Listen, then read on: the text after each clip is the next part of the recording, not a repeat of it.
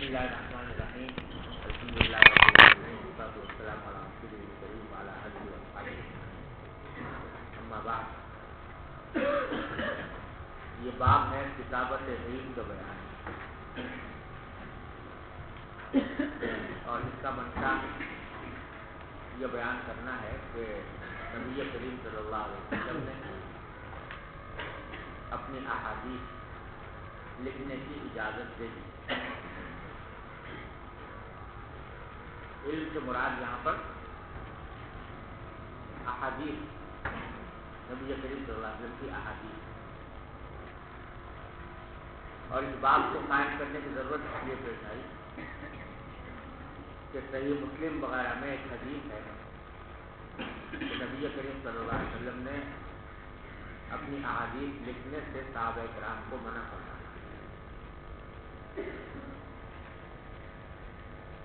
یہ الفاظ مبنی ہے کہ لا تکتبوا عنی شیئا غیر القرآن ومن کتب فلیکتب او کما قال کہ قرآن کریم کے سوا مجھ سے کوئی چیز لکھو نہیں اور اگر کسی نے لکھ لی ہو تو اس کو مٹا دیں.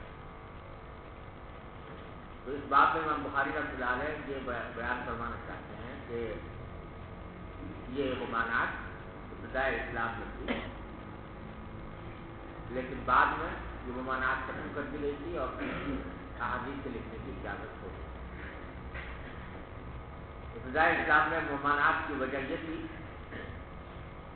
کہ قرآن کریم نازل ہو رہا تھا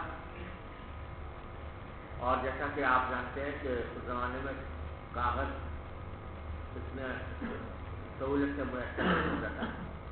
کبھی ہڈیوں پر، کبھی چمڑے پر، کبھی کھجور کے پلکوں پر وہ لکھا جاتا تھا.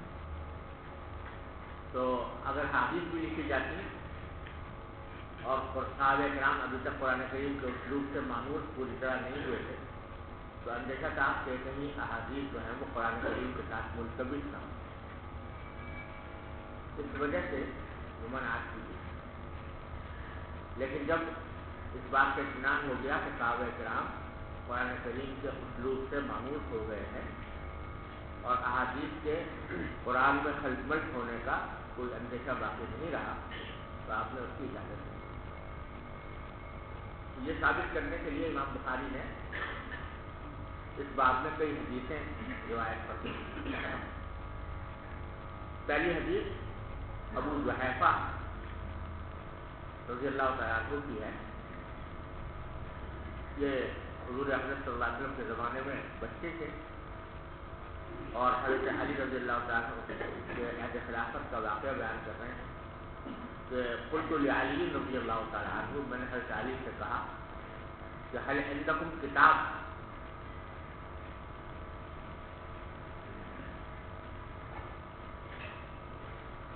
یہ حدیث بخاری میں کئی جگہ آئی ہے اور یہاں پہلی بار آ رہی ہے. اس کا پورا پس منظر سمجھ لیجیے کہ یہ سوال جو کیا کہ کیا آپ کے پاس کوئی تحریر موجود ہے، یہ در حقیقت قبائلیوں کے پروپیگنڈے کی وجہ سے یہ سوال کیا تھا ابو جحیفہ نے.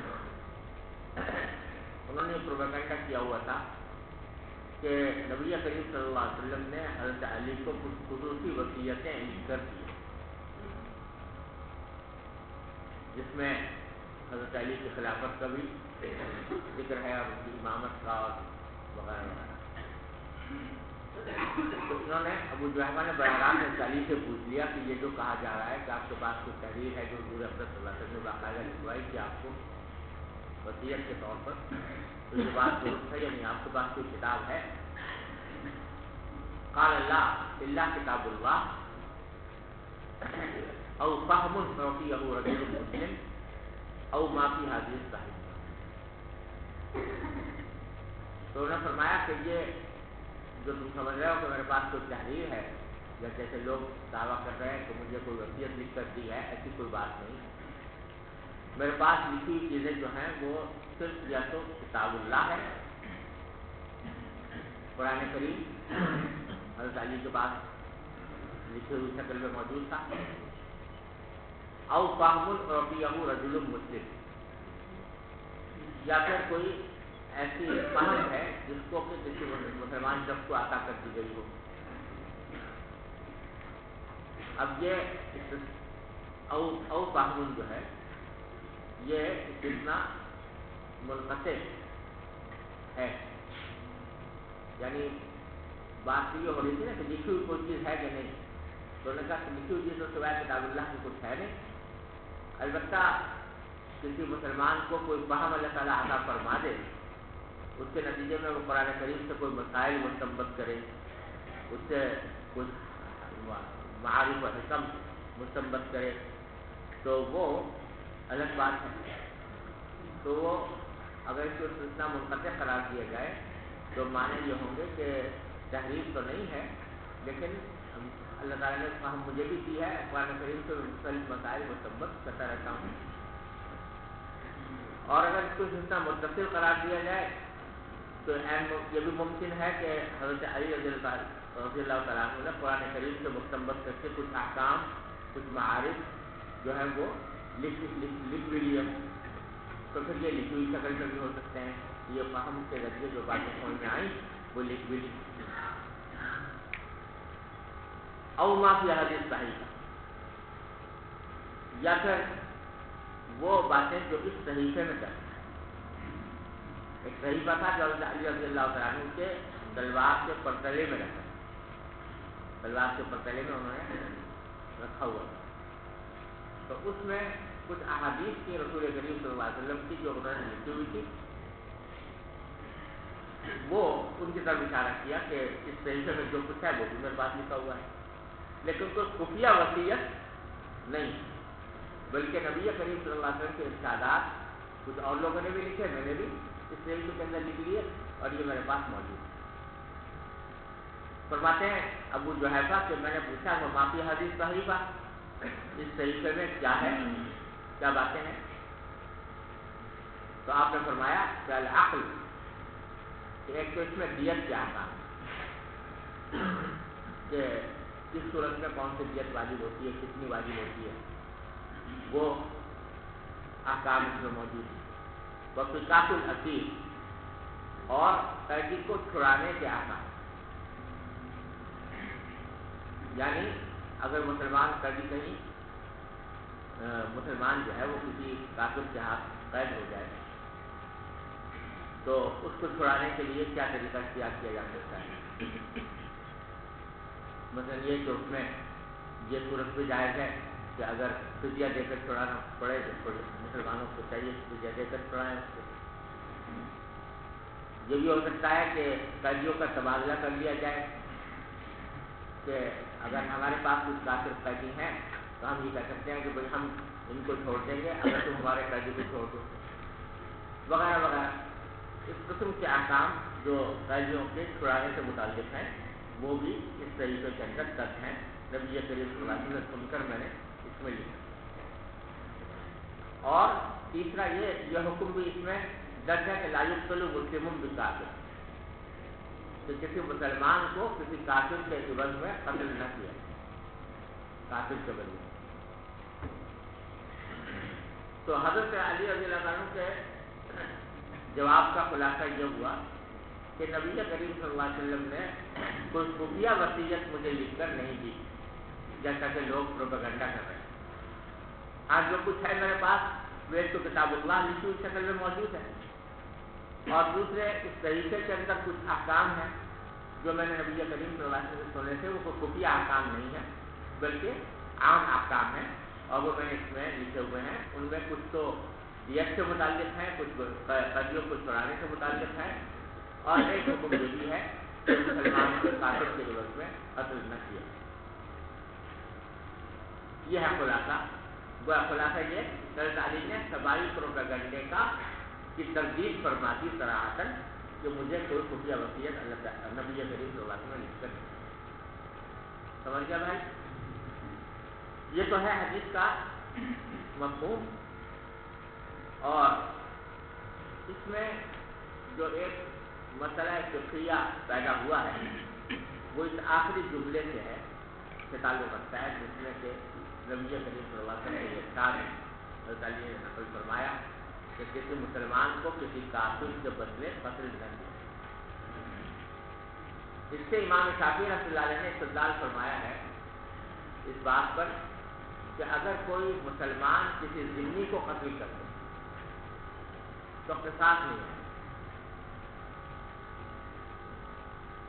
مسلمان اگر کسی ذمہ کو قتل کر دے، یعنی وہ ذمہ کے جو اسلامی حکومت کے تحت رہتے ہوں غیر مسلم، ان کو اگر قتل کر دے تو قصاص میں مسلمان کو قتل نہیں کیا جائے گا، کیونکہ لا یقتل مسلم بکافر کا اصول اس حدیث میں بتلایا گیا ہے کہ کوئی مسلمان کسی کافر کے بدلے قتل نہیں کیا۔ امام ابو حنیفہ رحمۃ اللہ علیہ کا مسلک یہ ہے کہ اہل ذمہ جو ہوتے ہیں وہ چاہے مسلمان ریاست کے شہری ہوں غیر مسلم، یا ویزا لے کر اور امان لے کر مسلمانوں کے ملک میں آئے ہوں، دارالاسلام میں آئے ہوں، جن کو کیا کہا جاتا ہے مستعمر، دونوں کا حکم یہ ہے کہ وہ اپنی جان و مال کے تحفظ کی حد تک ان میں مسلمان میں کوئی فرق نہیں ہے۔ اس طرح مسلمان کی جان و مال جو ہے وہ معصوم ہے اور اس کے اوپر حملہ نہیں کیا جا سکتا، اسی طرح اہل ذمہ کی جان و مال بھی محفوظ ہے اور اس پر حملہ کرنا درست نہیں ہے، اور اگر کر بھی دے تو جو احکام مسلمان کو قتل کرنے کے ہیں وہی ذمہ کو قتل کرنے کے ہیں۔ لہٰذا اگر کوئی مسلمان کسی ذمہ کو قتل کر دے تو مسلمان سے بھی قصاص کیا جائے گا اور مسلمان کو قتل کیا جائے گا۔ ابھی سمجھو، تو یہ اختلاف ہے امام شافعی اور امام ابو حنیفہ رحمۃ اللہ علیہ کے درمیان۔ امام شافعی کی حدیث سے استدلال کرتے ہیں کہ لا یقتل مسلم بکافر، اور امام ابو حنیفہ رحمۃ اللہ علیہ کا استدلال جو ہے قرآن کریم کی آیت سے ہے کہ كتبنا علیہم فیہا ان النفس بالنفس، وہاں پر اللہ تبارک و تعالیٰ نے بالکل مطلق فرمایا ہے کہ ہر جان ایک جان دوسرے جان کے بدلے میں قتل کی جائے، اس میں مسلمان غیر مسلم کی تفصیل نہیں فرمائی۔ تو اس سے معلوم ہوا کہ اگر کوئی ذمہ کو بھی قتل کر دے گا تو اس کے بدلے میں مسلمان کو قتل کیا جائے۔ من قتل نفسا بغیر نفس او فساد فی الارض فکانما قتل نفسا، تو بغیر نفس کا ترجمہ یہی بات ہے کہ ایک جان دوسرے جان کی ضرورت میں قتل کی جائے۔ اور بہت سی احادیث ہیں جس میں نبی کریم صلی اللہ علیہ وسلم نے اہل ذمہ سے وہی حکم قرار دیے جو مسلمانوں سے جان و مال کے اور فرمایا کہ من اخبر ذمۃ اللہ فلا یرحم اہل الجنہ، جن ذمیوں سے عہد کیا ہے مسلمانوں نے کہ ہم تمہاری جان و مال کی حفاظت کریں گے، اگر کوئی شخص اس ذمہ داری کو ادا نہ کرے اور ذمہ داری کو وہ پامال کرے تو فرمایا فلا یرح رائحۃ الجنہ، وہ جنت کی خوشبو بھی نہیں۔ تو ان تمام مجموعی احکام کی وجہ سے امام ابو حنیفہ رحمۃ فرماتے ہیں کہ ذمہ جو قتل کرنے سے بھی قصاص واجب ہوتا ہے، چاہے قتل کرنے والا مسلمان ہو تو اس کو بھی قتل کیا جائے۔ جہاں تک حدیث باب کے تعلق ہے لا یقتل مسلم بکافر، اس میں عام طور سے اس کا جواب یہ دیا جاتا ہے کہ یہاں کافر سے مراد کافر حربی ذمہ، یعنی کسی مسلمان کو کسی کافر کے عوض یعنی حربی کافر کے عوض قتل نہیں کیا جائے۔ اور اس کے دلیل میں یہ بات پیش کی جاتی ہے کہ اسی حدیث میں لا یقتل مسلم بکافر دوسرے طرق اور دوسری روایات میں اس کے اوپر ایک اضافہ ہے کہ لا یقتل مسلم بکافر ولا ذو عہد فی عہدہ، کہ کوئی مسلمان قتل نہیں کیا جائے گا کافر کے عوض میں، اور کوئی ذو عہد کو بھی قتل نہیں کیا جائے گا جب تک ذو عہد سے کیا مراد؟ ذمہ اور مستعمل۔ اب اس ذو عہد کو حرف عطف کے بعد ذکر کیا گیا اور عطف دلالت کرتا ہے کائے پر؟ مغایرت پر۔ تو معلوم ہوا کہ کافر سے مراد یہاں پر ذو عہد نہیں ہے، ذمہ مراد نہیں ہے، بلکہ غیر ذمہ یعنی حربی مراد۔ اور اس کی زیادہ بہتر توجیہ امام ابوبکر جساس رحمۃ اللہ علیہ نے احکام القرآن میں کی۔ وہ فرماتے ہیں کہ اصل میں اس کا جو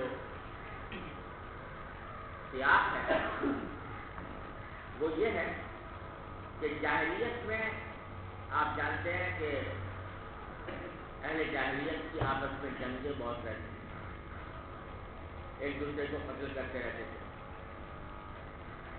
قتل و غارت گری کا بازار کرتے تھے۔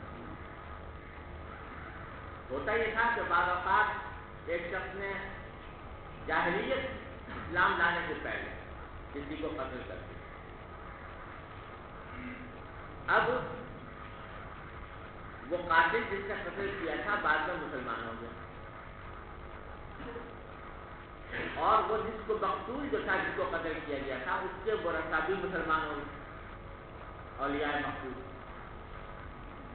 اب وہ اولیاء مقتول کہتے تھے کہ ہم قصاص لیں گے کیونکہ اس نے ہمارے آدمی کو قتل کیا تھا۔ قتل کیا تھا کب؟ جبکہ دونوں کافر تھے، سمجھے نا؟ اب وہ کہتے ہیں کہ ہم قصاص لیں گے۔ یہ قصاص لینا اس لیے درست نہیں تھا کہ الاسلام یحکم ما کان قبل، جب کوئی مسلمان ہو جاتا ہے تو ماحول میں جو کچھ بھی ہوا ہے وہ ختم ہو جاتا ہے اور اس کے اوپر کوئی احکام جاری نہیں ہوتے، تو اس واسطے قصاص نہیں۔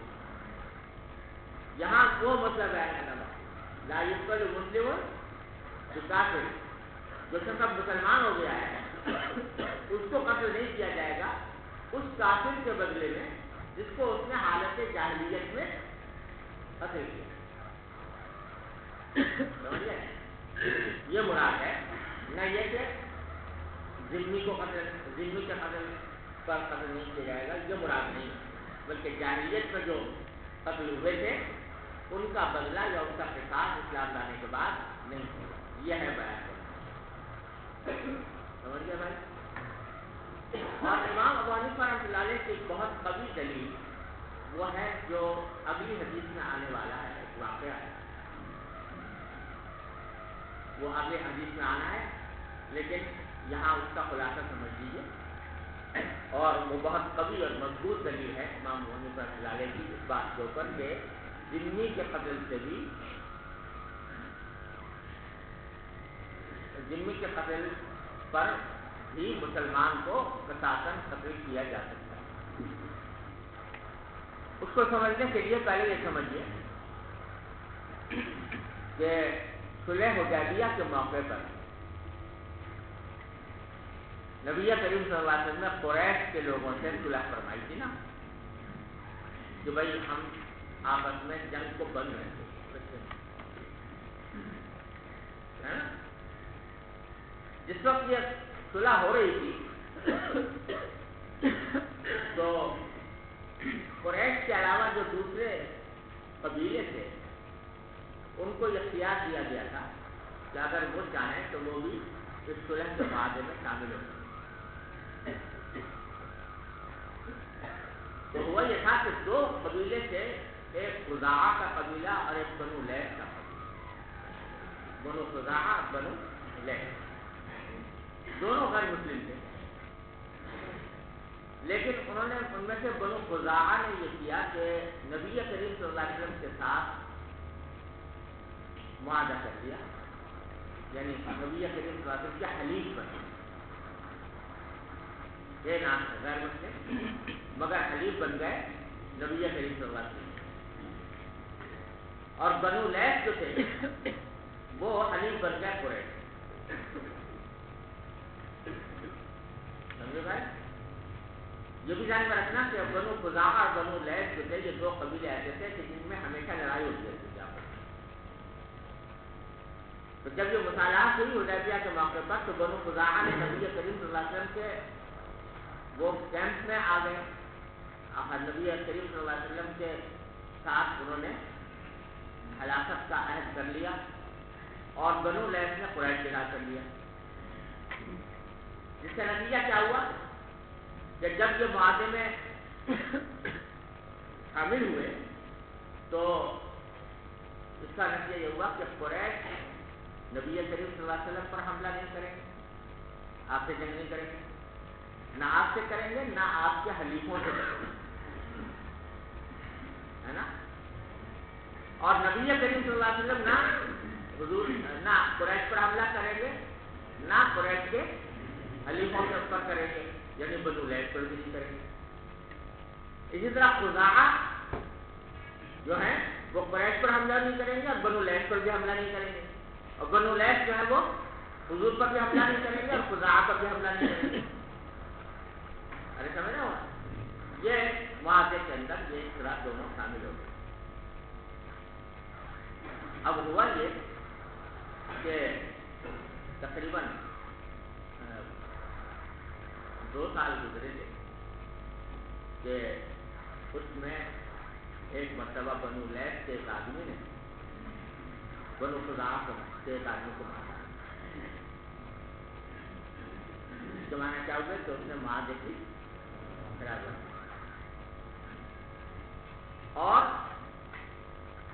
قریش نے در پردہ بنو لیث کا ساتھ دیا اس معاہدے کی خلاف ورزی میں, اور اس آدمی کو مارنے میں در پردہ قریش نے ساتھ دیا. کس کا؟ بنو لیث کا, جو ان کے حلیف ہے. جب خزاعہ کا آدمی مارا گیا تو خزاعہ کے لوگ جو ہیں وہ فریاد لے کر نبی کریم صلی اللہ علیہ وسلم کے پاس پہنچے کہ دیکھیے یہ ان لوگوں نے معاہدے کی خلاف ورزی کی ہے اور ہمارے آدمی کو مارا. نبی کریم صلی اللہ علیہ وسلم, ابھی یہ لوگ پہنچے نہیں تھے مدینہ منورہ, ابھی تک حضور کے سامنے نہیں آئے تھے, آ رہے تھے فریاد لے کر, لیکن ابھی تک حضور سے ملاقات نہیں ہوئی تھی. نبی کریم صلی اللہ علیہ وسلم ام سلمہ کے گھر میں تھے, وضو فرما رہے تھے. وضو فرماتے آپ نے فرمایا نصرتا تو تمہاری مدد کی گئی, تمہاری مدد کی گئی.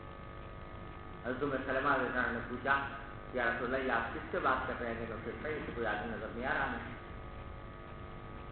تو آپ نے فرمایا کہ خزاعہ کا ایک وقت آ رہا ہے اور وہ ان کے ساتھ زیادتی ہوئی ہے, میں اس کو جواب دے رہا ہوں. تھوڑی دیر میں وہ آ گیا اور اس نے آ کر ساری رام کہانی سنائی کہ دیکھو بنو لیث نے ہمارے آدمی کو قتل کر دیا, قریش نے ان کا ساتھ دیا, تو معاہدے کی خلاف ورزی. نبی کریم صلی اللہ علیہ وسلم اس موقع پر قریش کے لوگوں کو یہ پیغام بھجوایا کہ بھائی یا تو تم اس آدمی کا جس نے تمہارا ہے اس کا قصاص لو یا دیت ادا کرو, اور یا پھر لڑنے کے لیے تیار ہو جاؤ, یعنی پھر معاہدہ ختم ہو گیا. انہوں نے کوئی جواب نہیں دیا یہاں تک کہ کیونکہ انہوں نے توڑ دیا تھا اس معاہدے کو, اس واسطے نبی کریم صلی اللہ علیہ وسلم نے مکہ مکرمہ پر حملہ کیا, فتح مکہ کی تیاری شروع کر دی تھی. مکہ مکرمہ بتاؤ, ارے سمجھ گئے. جب مکہ مکرمہ فتح ہوا تو آپ نے عام اعلان کر دیا تھا امان. آپ جانتے ہی ہو کہ آپ نے اعلان کر دیا تھا کہ بھائی جتنے لوگ ہیں ہم سب کو امان دیں. کس کو امان دیتے ہیں؟ قریش کو. اور جب قریش کو امان دی تو قریش کے ساتھ اس کے حلیف یعنی بنو لیث کو بھی امان دی. وہ بھی امان میں داخل ہو گئے نہیں ہو گئے. اور جب امان میں داخل ہو گئے تو قریش بھی ذمہ بن گئے اور بنو لیث بھی ذمہ بن گئے. ہو گیا. خزاعہ کے لوگ جب فتح مکہ کے بعد مکہ مکرمہ پہنچے تو ان میں سے ایک شخص تھا جو مسلمان ہو گیا تھا، جس کا نام فراق، وہ کیا ہو گیا تھا؟ مسلمان، لیکن تعلق رکھتا تھا خزاعہ کے قبیلے سے۔ اس کے دل پر ابھی تک زخم تھا اس بات کا کہ انہوں نے ہمارے آدمی کو مارا ہے بنو لیث کے لوگوں نے۔ تو اس نے فتح مکہ کے بعد حضور اکرم صلی اللہ علیہ وسلم سے اجازت دیے بغیر بنو لیث کے ایک آدمی کو قتل کر دیا۔ سمجھ گیا بھائی؟ بنو لیث کے آدمی کو قتل کر دیا حضور سے پوچھے بغیر، اس خیال سے کہ ان لوگوں نے ہمارا آدمی کو قتل کیا تھا تو ہم ان کے آدمی کو قتل کر دیتے۔ اس موقع پر نبی کریم صلی اللہ علیہ وسلم نے خزاعہ کے اس آدمی پر ناراضگی کا اظہار فرمایا کہ تم نے بڑا غلط کام کیا۔ اب یہ بنو لیث جو تھے یہ تو اہل ذمہ بن چکے ہیں، اور بنو لیث کے اہل ذمہ بن جانے کے بعد ان کی جان و مال کی حفاظت ہماری ذمہ داری ہے۔ تم نے کیسے اس کو مار دیا؟ اور اس موقع پر آپ نے فرمایا کہ یہ ارشاد اگلی حدیث میں آپ پڑھیں گے کہ آپ نے فرمایا کہ من قتل له قتیل فهو بخیر النظرین، جس کا بھی کوئی آدمی مارا جائے تو اس کو دو اختیار ہوں گے کہ یا تو وہ قصاص لے یا دیت، اس کے مقصود کے وارث کو اختیار ہوگا کہ چاہے قصاص لے چاہے دیت لے۔ یہ جو آپ نے ارشاد فرمایا اس موقع پر ارشاد ہے، جبکہ ایک مسلمان نے قتل کیا تھا کس کو؟ ایک ذمہ۔ تو اس وقت آپ نے فرمایا کہ یا قصاص ہوگا یا دیت ہوگی۔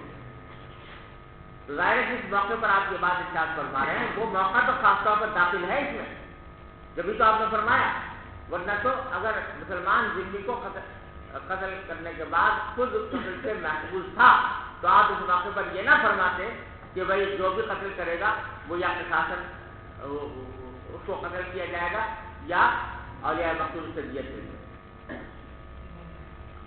تو یہ ارشاد جو آپ نے ارشاد فرمایا یہ ایسے ہی واقعے میں ارشاد فرمایا جہاں ایک مسلمان نے کس کو قتل کیا تھا؟ ذمہ کو قتل کیا تھا۔ اس سے یہ بات واضح ہوتی ہے کہ اگر مسلمان ذمہ کو قتل کرتے تو بھی اس کے اوپر قصاص آتا ہے اور قصاصاً اس کو قتل کیا جائے۔ بات سمجھ میں آ گئی؟ چلیے۔ وبه حدثنا أبو نعيم الفضل بن دكان قال حدثنا شيبان عن يحيى عن أبي سلمة عن أبي هريرة رضي الله عنه وعنهم أن خزاعة قتلوا رجلا من بني ليث عام فتح مكة بقتيل منه قتلوه، فأخبر بذلك النبي صلى الله عليه وسلم فركب راحلته فخطب فقال إن الله حبس عن مكة القتل والفلا. قال محمد وجعلوه على شك كذا قال أبو نعيم القتل والفلا، وغيره يقول الفلا. وسلط عليه رسول الله والمؤمنون ألا وإنها لن تحل لأحد قبلي ولا تحل لأحد بعدي، ألا وإنها حلت ساعة من النهار، ألا وإنها ساعة هذه حرام لا يختال شوكها ولا يعزد شجرها ولا تلتقط ساقطتها إلا لمنشد، فما قتل فهو بخير النظرين، إما أن يقال وإما أن يقاد الأهل القتيل. فجاء رجل من أهل اليمن فقال اكتبوا لي يا رسول الله، فقال اكتبوا لأبي فلان. فقال رجل من قريش إلا الإذخير يا رسول الله فإنا نجعله في بيوتنا وقبورنا. فقال النبي صلى الله عليه وسلم إلا الإذخير إلا الإذخير. یہ وہی واقعہ ہے ابو ہریرہ رضی اللہ عنہ روایت فرما رہے ہیں ان خزاعۃ قتلوا رجلا من بني ليث عام فتح مکہ، بنو خزاعہ نے قتل کر دیا تھا بنو لیث کے ایک آدمی کو فتح مکہ کے سال۔ کیوں قتل کیا تھا؟ جو قتیل منہم قتلوہ، اس وجہ سے کہ ان خزاعہ کے آدمیوں میں ایک مقتول تھا جن کو کہ بنو لیث نے قتل کیا تھا پہلے، تو اس کے بدلے میں بنو خزاعہ نے بنو لیث کے آدمی کو قتل کر دیا۔ اور جیسا میں نے ابھی یہ تفصیل آپ کو بتائی تو اس میں قتل کرنے والا کون تھا؟ مسلمان تھا، اور جس کو قتل کیا گیا وہ ذمہ تھا۔ فأخبر بذلك النبی صلی اللہ علیہ وسلم، آپ کو اس کی اطلاع دی گئی کہ ایسا ہوا ہے. فركب راحلته، آپ اپنے اونٹنے پر سوار ہوئے. فخطب، خطبہ دیا. فقال، اور اس نے فرمایا کہ ان اللہ حبس عن مکة القتل او قال الفیل، اللہ تبارک و تعالی نے مکہ مکرمہ سے روک دیا ہے قتل کو. راوی کو شک ہے کہ قتل فرمایا تھا یا فیل فرمایا تھا. اگر پڑھا جائے قتل تو معنی یہ ہوں گے کہ اللہ تعالیٰ نے مکہ مکرمہ سے قتل کو روک دیا ہے، یعنی مکہ مکرمہ کے اندر قتل و قتال کو حرام قرار دیا. اور اگر فیل پڑھیں گے تو ان اللہ حبس عن مکة الفیل، تو اللہ تعالیٰ نے مکہ مکرمہ سے اصحاب الفیل کو تو روک دیا تھا، وہ حملہ کرنا چاہ رہے تھے مگر اللہ تبارک و تعالیٰ نے ان کے حملے کو ناکام بنا دیا اور حملہ وہ کر نہیں پائے.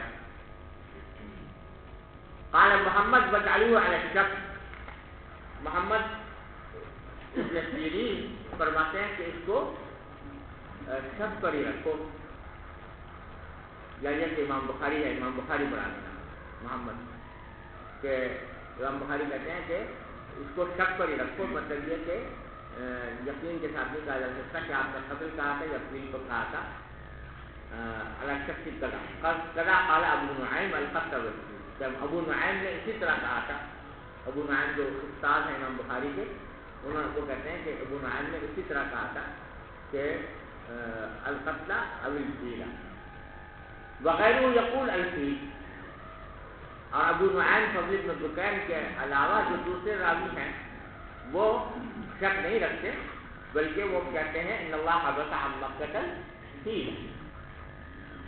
تو حضور نے فرمایا کہ اللہ تعالیٰ نے اصحاب الفیل کو تو روک دیا تھا مکہ مکرمہ سے، لیکن وسلط علیہ رسول اللہ والمؤمنون، لیکن اللہ کے رسول کو غلبہ دیا اللہ تبارک و تعالیٰ نے اہل مکہ کو، اور مومنون کو بھی دیا، مومنین کو دیا.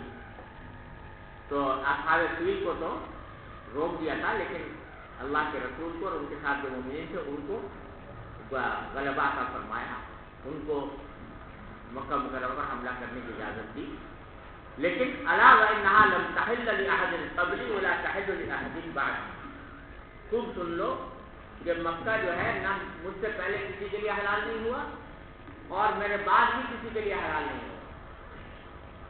الا وانها حلت لي ساعة من نهار، خوب سن لو کہ یہ مکہ میرے لیے دن کی ایک ساعت میں حلال ہوا تھا. الا وانها ساعتی هذه حرام، خوب سن لو کہ اب اس وقت وہ پھر حرام ہو چکا ہے، حرمت والا ہو چکا ہے. اور اس کو حرمت کا تقاضا یہ ہے کہ لا یقطع شوکها، اس کا کانٹا اکھاڑا نہیں جائے گا. کوئی کانٹے دار درخت ہو تو اس کو بھی اکھاڑیں گے نہیں. ولا یعبد الشجر، اور اس کے درختوں کو بھی نہیں کاٹا جائے گا. ولا تلتقط ساقطتها، اور اس میں جو گری پڑی چیزیں ہیں ان کو اٹھایا نہیں جائے گا الا لمنشد، سوائے وہ اٹھائے جو اس کا انشاد کرے یعنی اعلان کرے، اس کے بغیر کسی کو اٹھانے کی اجازت نہیں. ویسے تو ہر نقطے کا یہی بظاہر حکم ہوتا ہے کہ اٹھانا جائز نہیں ہے جب تک کہ انسان اس کا اعلان نہ کرے. لیکن حرم کے لیے خاص طور پر اس سے فرمایا گیا کہ حرم میں جو ہے کوئی جو چیز پڑی ہوئی ہو تو اس میں پسند اس بات کو کیا گیا ہے کہ اٹھایا نہ جائے، وہی پڑے گا. شاید اس کی وجہ یہ ہے کہ یہاں پر جو حجاج یا زائرین آتے ہیں تو وہ بیچارے اپنی ضرورت کی اشیاء ہی ساتھ لے کر آتے ہیں، زیادہ کوئی بہت سال سامان کو لے کے آتے ہیں. چھوٹی سی بھی چیز ہوتی ہے لیکن مسافر کی ضرورت کی ہوتی ہے. تو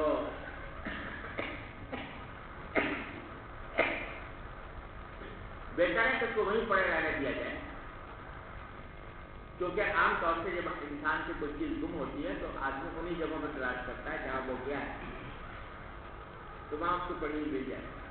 اگر تم نے اٹھا لیا تو چاہے اعلان بھی کرو، لیکن تم کو یہاں اعلان کرنا ہے وہ ہے مینا میں، تم مینا میں اعلان کرنا ہے وہ یہاں ہے.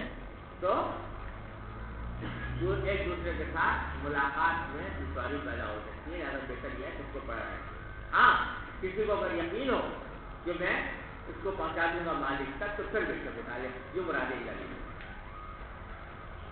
فمن قتل، اب آپ نے فرمایا کہ چونکہ یہ حرمت اس کی مکہ مکرمہ کی پہلے بھی تھی، اب دوبارہ عوض کرائی ہے، تو اب کوئی شخص اگر قتل کیا جائے گا فہو بخیر النظر ہے،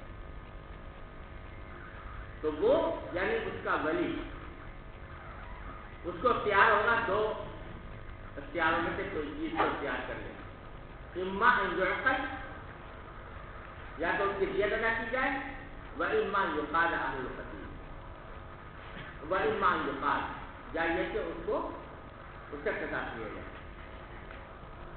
اہل القتیل جو ہے نا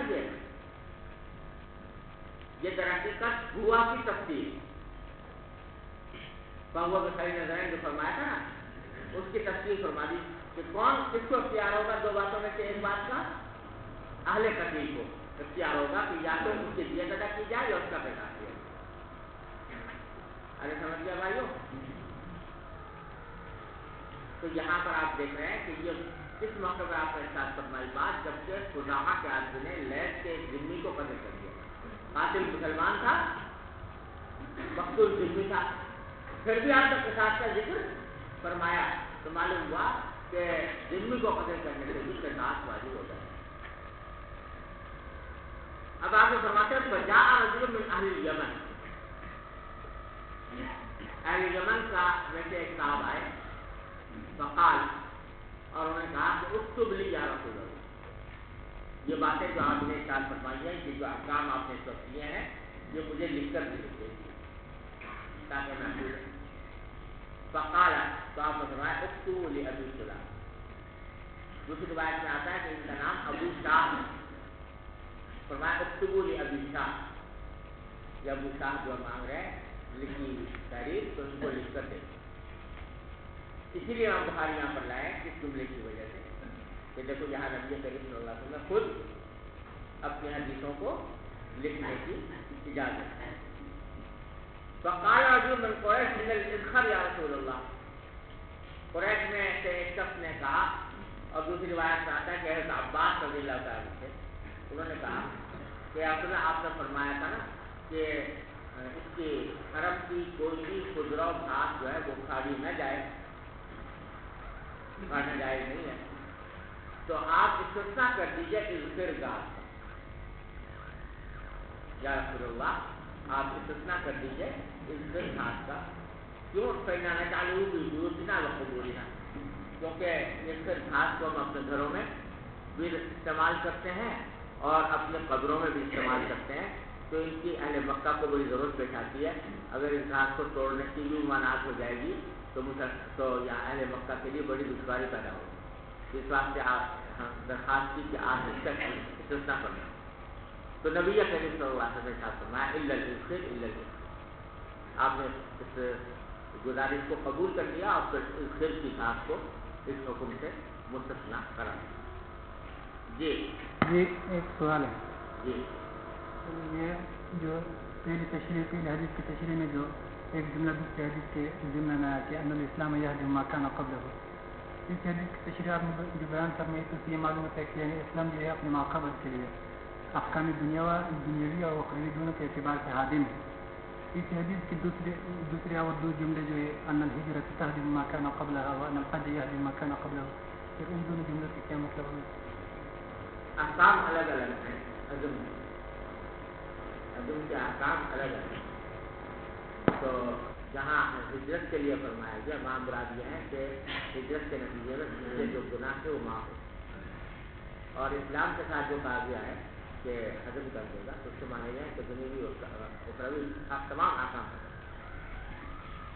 ایک دوسری بات جو یہ قصاص جو ہے وہ تو ذمہ اور مسلمان دونوں کو عام ہے.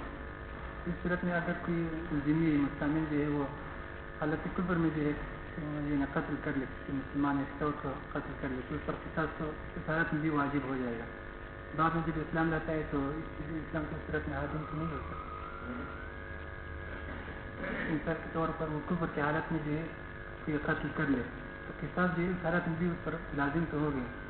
بعد میں جب اسلام لاتا ہے تو اس صورت میں اسلام حاکم بن جائے گا. نہیں قصاص کیا کرنا قصاص واجب ہو. یہ جو میں نے آج کیا تھا پہلا مجاہدی ماکان قبل استعمال یہ ہے کہ جب قاتل اور مقتول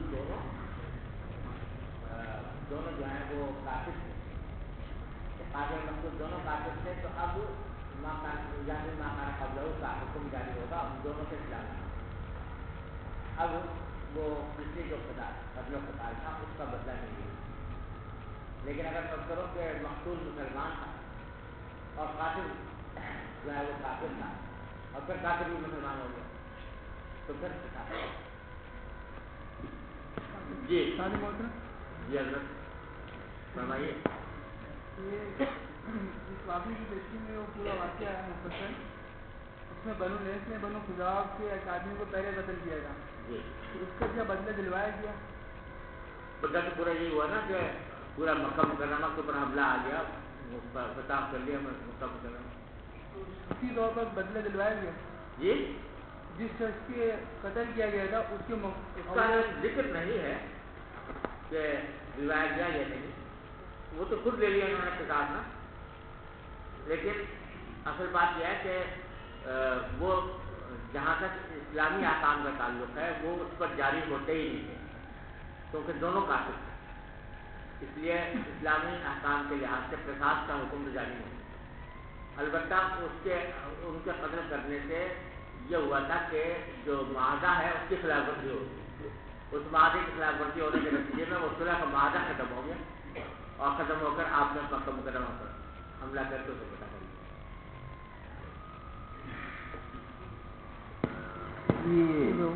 یہ عہدہ شجر ہوا. سوال یہ ہے کہ یہ اسلام قبلہ اس کے اندر یہ ہے کہ وہ احکام جو بدن سے متعلق ہیں اس کی تو شرائط ملتی ہے مطلب یہاں سے.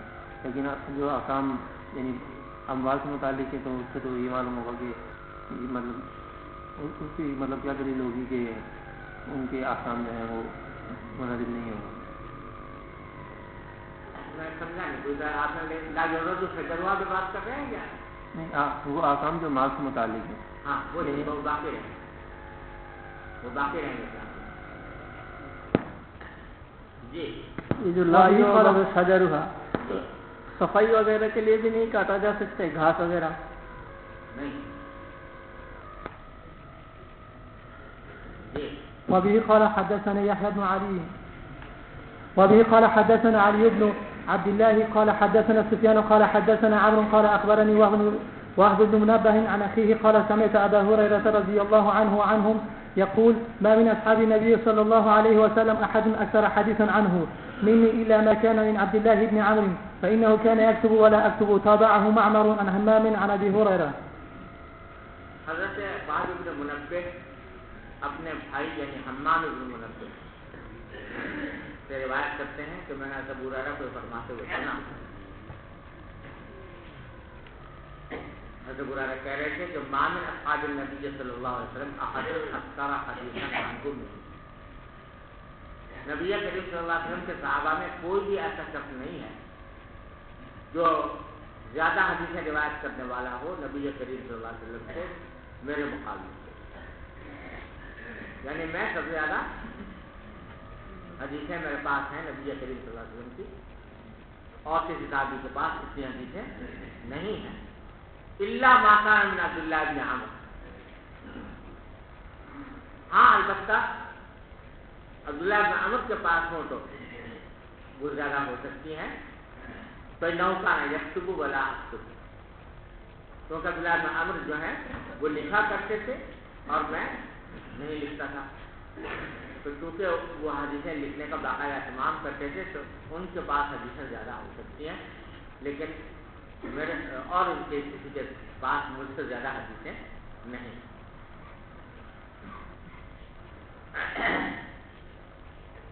یہ جو انہوں نے فرمایا کہ وہ لکھتے تھے میں لکھتا نہیں تھا،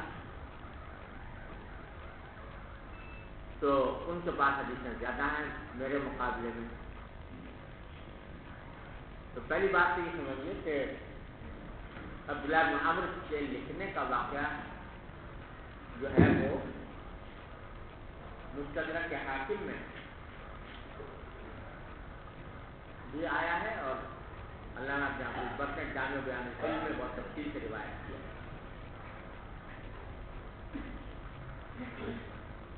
واقعہ یہ بیان کیا ہے عبداللہ بن عمرو نے خود بیان کیا کہ میں نبی کریم صلی اللہ علیہ وسلم کی خدمت میں حاضر ہوا اور میں نے عرض کیا کہ یا رسول اللہ، میں آپ سے بہت سی باتیں سنتا ہوں بھول جاتا ہوں، تو میں کیا کروں؟ تو آپ نے فرمایا اکتب، لکھو، لکھ لیا کرو تاکہ یاد رہے. تو عبداللہ بن عمرو رضی اللہ تعالیٰ عنہ نے اس پر یہ سوال کیا کہ یا رسول اللہ، جہاں آپ مجھے لکھنے کا حکم دے رہے ہیں، حالانکہ آپ بعض اوقات کوئی بات کہتے ہیں غصے کی حالت میں، تو کیا ہر بات لکھ لیا کروں؟ یعنی ان کو خیال ہوا کہ بعض اوقات غصہ کا کیا حال ہوتی ہے، یا کوئی ایسا حال ہوتا ہے جو غیر معمولی قسم کا ہے، اس میں جو کوئی بات منہ سے نکلتی ہے تو ہو سکتا ہے تو پوری طرح مقصود نہ ہو، کیا پھر بھی لکھ لوں؟ تو حضرت نبی کریم صلی اللہ علیہ وسلم نے فرمایا کہ اکتب فوالذی بنفسی بیدی لا یخرج منہ الا حق، قسم کھا کر لکھو اور اس منہ سے حق کے سوا کوئی بات نہیں ہو، چاہے غصے کی حالت ہو چاہے کسی بھی. اس کی تاکید سے آپ نے بات، اس لیے وہ لکھا کرتے تھے اور ایک پورا صحیفہ انہوں نے تیار کیا تھا جس کو صحیفہ صادقہ کہتے ہیں. تو عبداللہ بن عمرو کیونکہ لکھتے تھے کہتے ہیں ان کے حدیثیں جو ہے مجھ سے زیادہ ہیں. اب تصور آیا کہ اس قول پر دو اشکال بات ہوتے ہیں. ایک اشکال تو یہ وارد ہوتا ہے کہ ان کے اس اشکال سے معلوم ہوتا ہے کہ عبداللہ بن عمرو کے پاس حدیثیں زیادہ تھیں بنسبت ابو ہریرہ رضی اللہ تعالیٰ عنہ. لیکن جب ہم روایات حدیث کی چھان بین کرتے ہیں تو نظر آتا ہے کہ ابو ہریرہ کی مرویات زیادہ ہیں عبداللہ بن عمرو کے مقابلے میں. تو کیا وجہ ہے کہ وہ کہہ رہے ہیں کہ عبداللہ بن عمرو کے پاس زیادہ ہے، لیکن حقیقت میں اب بھی ان کی بات ساتھ زیادہ نہیں. تو اس کا جواب بعض لوگوں نے تو یہ دیا ہے کہ اس وقت جو وسیلے ہمارے پاس موجود ہیں عبداللہ بن عمرو کی روایت سے، اس سے یہ لازم نہیں آتا کہ عبداللہ بن عمرو کے پاس بس یہی حدیثیں ہیں. ہو سکتا ہے ان کے پاس اور بھی بہت ساری حدیثیں ہوں جو بعد میں لوگوں نے روایت نہیں کی. ابو ہریرہ کی تو زندگی رضی اللہ تعالیٰ عنہ نے اپنی زندگی وقف کر دی تھی روایت حدیث کے لیے، لہٰذا بہت سے شاگردوں نے ان سے حدیثیں حاصل کی. عبداللہ بن عمرو رضی اللہ عنہ کا وہ معاملہ نہیں تھا. ہو سکتا ہے حدیثیں ان کے پاس زیادہ ہوں لیکن روایت انہوں نے اس سے زیادہ نہیں کی، اس واسطے ان کی جو موجودہ مرویات ہیں وہ کم رہ گئی ابو ہریرہ کی پر رضی اللہ تعالیٰ. ایک جواب عام طور سے یہ دیا. لیکن میرے خیال میں اس تکلف کی ضرورت ہے، اس لیے کہ جو تعبیر ابو ہریرہ نے اختیار کی ہے الا ما کان من عبداللہ بن عمرو، اس میں کوئی ایسا تو ہے نہیں کہ ابو ہریرہ نے پہلے اپنی حدیثیں گنی ہوں اور پھر عبداللہ بن عمرو کی حدیثیں گنی ہوں اور گننے کے بعد کہا ہو کہ عبداللہ بن عمرو کی حدیثیں زیادہ ہیں مجھ سے، بلکہ یہ خیال ظاہر کیا. اور یہ جو تعبیر ہے الا ما کان، اس کا صحیح ترجمہ یہ ہے، اردو میں اگر کریں صحیح ترجمہ اس کا یہ ہے کہ ہاں بھائی عبداللہ بن عمرو کے پاس ہوں تو ہوں جیسے اردو میں بولتے ہیں نا ہوں تو ہوں، یعنی یقین نہیں ہے کہ واقعی ان کے پاس زیادہ ہے، لیکن احتمال کے طور پر بتا رہے ہیں کہ ان کے پاس زیادہ ہونے کا احتمال ہے کیونکہ وہ لکھا کرتے ہیں، لیکن یقین نہیں ہے۔ جب یقین نہیں ہے تو اگر فرض کرو نفس الامر میں عبداللہ بن عمر کی حدیثیں کم نکلی ان کے مقابلے میں تو کوئی اعتراض کی بات نہیں ہے، کیونکہ انہوں نے کوئی یقین میں تو بات کہی نہیں تھی، محض بطور احتمال کے ایک بات کہی تھی اور احتمال کے حد تک ان کو ڈرا دی۔ بات سمجھ گئے؟ یہ تو ایک اشکال اور اس کا جواب ہوگا۔ دوسرا اشکال اس پر یہ ہوتا ہے کہ یہاں حضرت برارہ فرماتے ہیں کہ حضرت عبداللہ بن عمر لکھا کرتے تھے، میں نہیں لکھتا تھا، ہے نا، جس سے معلوم ہوتا ہے کہ حضرت برارہ نہیں لکھا کرتے تھے حدیثیں۔ لیکن مستدرک کے حاکم میں ایک روایت آتی ہے کہ ان کے ایک شاگرد تھے حضرت برارہ، انہوں نے حضرت برارہ سے ایک مرتبہ ایک حدیث کا ذکر کیا کہ آپ نے ایک مرتبہ مجھے یہ حدیث سنائی، حضرت برارہ کو یاد نہیں آئی کہ میں نے سنائی،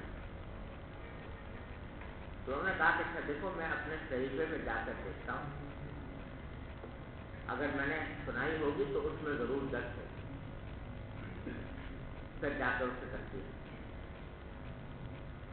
اس سے معلوم ہوتا ہے کہ ابو ہریرہ حدیثیں لکھتے تھے، تو بظاہر اس حدیث سے اس کا تعارف معلوم ہو رہا ہے کہ جہاں کہہ رہے ہیں نہیں لکھتا تھا وہاں لکھی ہوئی موجود ہے۔ تو اس کا جواب یہ ہو سکتا ہے کہ یہ جو بات کہہ رہے ہیں کہ میں نہیں لکھتا تھا، لیکن نبی کریم صلی اللہ علیہ وسلم کے عہد مبارک میں نہیں لکھتا تھا، اور وہ جو صحیفے کا واقعہ ہے وہ بعد کا ہے، تو ہو سکتا ہے بعد میں انہوں نے لکھی ہے، تو اس بات سے کوئی اعتراض کی بات نہیں۔ سمجھ گئے بھائیو؟ وصلی اللہ تعالی۔